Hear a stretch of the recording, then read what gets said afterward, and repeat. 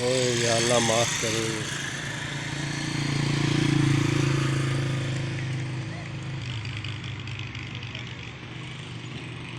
ਵੇਖੇ ਕਿਵੇਂ ਚਲਾ ਕੇ ਸੱਟਿਆ ਉਹਨੇ ਹੈ। हाँ